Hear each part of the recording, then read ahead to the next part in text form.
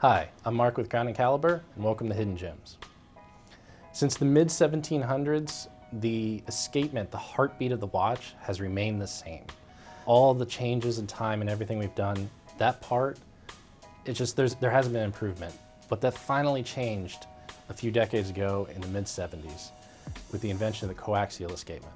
And this is the watch that brought that to the masses, that brought that change in technology to everybody with the first ground-up Coaxial Escapement movement.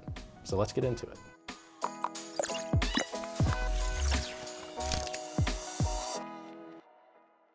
So let's start off by being perfectly honest. We don't need watches.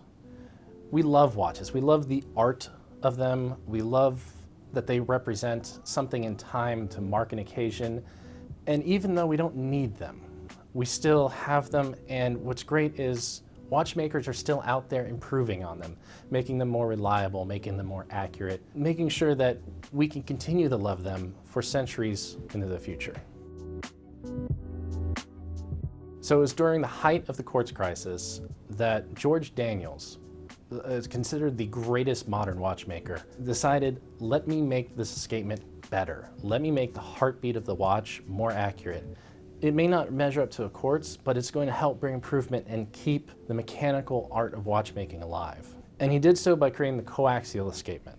Why a coaxial escapement such an improvement is an entire other video, but just to say that he created it. And he started with his own Omega. He had an Omega Mark 4.5, took out the movement, put his own escapement into it, and tried to show off the world what could be. An escapement that doesn't use as much friction, thus creating more accurate timekeeping, more reliable over time, less servicing, less wear and tear. All great improvements that no one's done since the invention of the Swiss lever in the mid-1700s. And going to all of the different watch brands, nobody really took them seriously for a while. They were dealing with the quartz crisis. It was hard to get anyone to pay attention at the time. But a few decades later, Omega paid attention with the Omega de Ville Hour Vision with the new Caliber 8500. And it took a lot to go from just a simple idea, which George Daniels is able to make by hand, to something that can work in an industrial scale. And they started by taking basic movements that they had off the shelf, putting in the coaxial escapement, and creating the first coaxial Omega watches in the late 90s. And they were certainly improvement, but they weren't meant to have coaxials. They weren't native to that movement. They were shoehorning them in. So Omega with the Caliber 8500 has the first built from ground up for the coaxial. It's not putting one in an old movement, it's creating a movement for it, which means the beat rate's a little different than other ones. It's not coming from something else and hoping it works well, and instead creating it for it. And that's what made a difference. It took millions of dollars. It took a decade of research. It is something that didn't need to be done, but Omega did it anyways. They did it because the art of watchmaking is still important. Even if we can get a $25 trinket from the store that tells time better, it's the art of the watchmaking that's important. And the fact that brands like Omega and Zenith and Ulysses and Ardenne work to create new escapements to improve things it's fantastic to see that art alive. On the surface, this watch is a beautiful dress watch, and that's exactly what it is. It has a beautiful rhodium finish that gives it this nice depth to it. It gives it a little bit of pop, a little bit of shine on the dial. And as a dress watch, it does a great job. But it's more than that. It marks a point in history, and Omega knows it.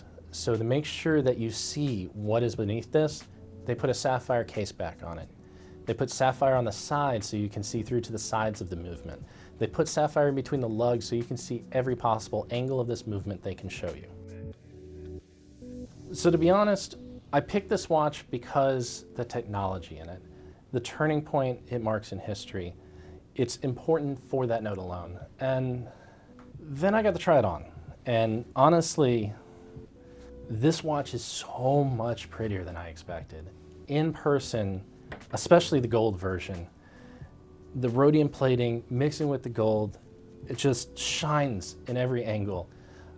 It's a dress watch that I want. It makes me happy. It makes me just impressed. And I'm not someone that's always impressed by every watch I see. There's always something that interests me, but there's not usually something that impresses me. And this is a good watch. I honestly fell in love with this watch immediately as soon as I put it on my wrist. And that does not happen often. I see a lot of watches I love, but there's very few that come across and it just wows you. There's something about it that you didn't expect, that it's just, you need to see it. You need to be able to handle it. It's one that you want to tell other people about as soon as you start playing with it, because it's gorgeous. It's a piece of art that starts speaking to you. And for me, this watch is that, and I didn't expect that. And that is what truly makes this watch a hidden gem. Thank you for joining me this week. Hope you learned something new. See you next time on Hidden Gems.